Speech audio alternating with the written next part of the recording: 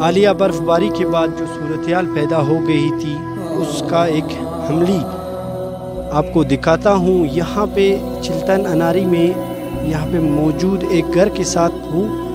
آپ دیکھ لیں اگر میرا کیمرامین دکھا سکے. یہ دیواریں گر گئی ہیں اور چھت کی حالت آپ کے سامنے ہے. ساتھ دوسرا ایک کمرہ ہے وہ بھی خدا نخواستہ گرنے والا ہے. گھر کا مالک یہاں پہ ہے, ان سے بات کریں. السلام علیکم. وعلیکم السلام. آپ کا نام کیا؟ جی عنایت اللہ میرا نام.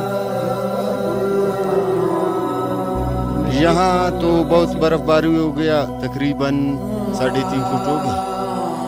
یہاں بارش بھی زیادہ ہو گیا, تقریباً تو مجبور ہو گیا باہر سونے پر.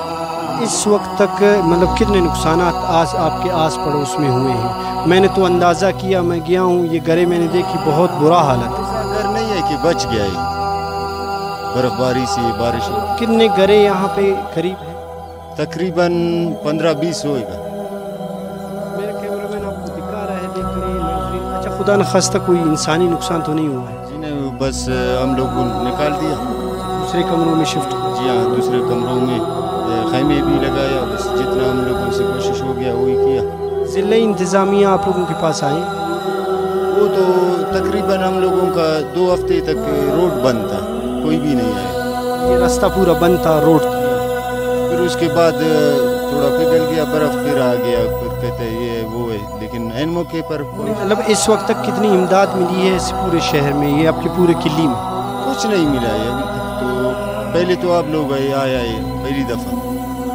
مطلب ناظرین میں آپ کو بتاتا چلوں, یہ کوئٹہ سے کے بعد چلتن کا ایریا سٹارٹ ہو جاتا ہے. میں سمجھتا ہوں یہاں پہ تو مقتدر جتنے ضلع انتظامیہ ہیں ان کی اپروچ بہت جلد ہو سکتی تھی, لیکن علاقہ مکین یہی کہہ رہے ہیں کہ ہمارے پاس کوئی نہیں آیا ہے. گھروں کی حالت آپ کے سامنے ہیں, گھریں مکمل طور پر ختم ہیں.